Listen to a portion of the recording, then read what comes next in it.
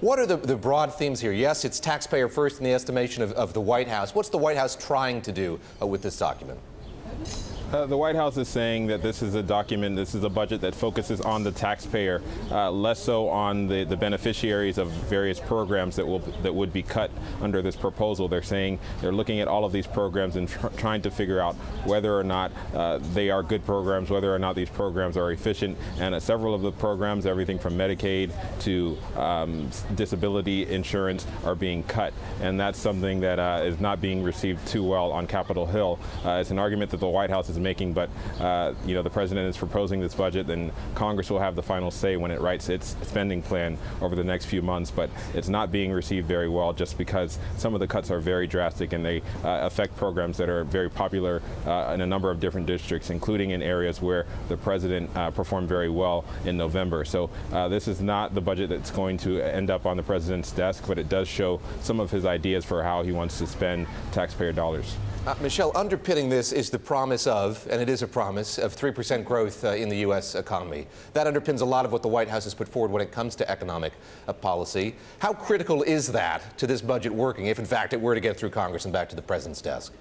Well, it's very critical, and one thing to note is the three main economic assumptions that they make in here on GDP, on growth, as you mentioned, as well as on inflation and unemployment, really paint a picture of what we call the rosiest of scenarios. I mean, they count on 3% growth within a few years under a sustainable rate over the long term, much higher than the previous projection by the OMB in December under President Obama.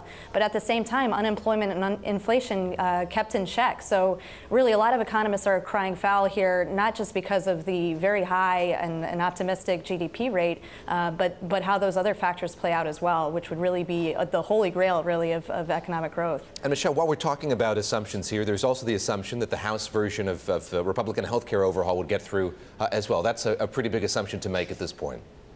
Oh, certainly. I mean, this is fraught with political implications as well. I mean, I think one response we heard from Director Mulvaney today on the economic side, and might apply to that sort of question, would be that he thinks there's just too much pessimism. He's calling out the naysayers for saying, you don't have enough faith in the American economy, you don't have enough faith in the process. So they're really shooting high here, and we see that across a number of fronts. Toluse, help me with efficacy here. That's something that Mick Mulvaney seems really focused on in his briefing yesterday with reporters and the briefing he did on camera today as well. He's saying essentially there are government programs that don't work. You got to look at all of them, and what this budget does is say if there's a program that's not working well or affecting enough people, it's time to get rid of it. With whom is that going to resonate, do you think?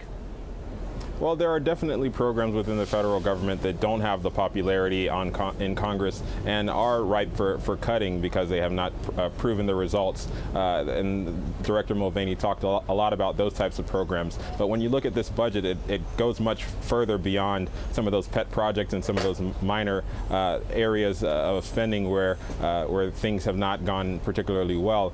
You're seeing large cuts to things like Medicaid, which, could use some efficiencies, but if you're cutting hundreds of billions of dollars from that program, there's no way to do that without affecting some of the recipients. And that's one of the reasons that this budget is not being well received in Congress, just because some of the programs that they're seeking to cut do have some efficiencies, but not in the large numbers that they're proposing. So that's one of the reasons that Congress is likely to take some of the ideas from this budget proposal, but also reject a large number of them as well. Yeah, Toluse, help me with Medicaid in specific here. This is something the president talked about on the campaign trail, something he said he was not going to touch, if I'm not mistaken.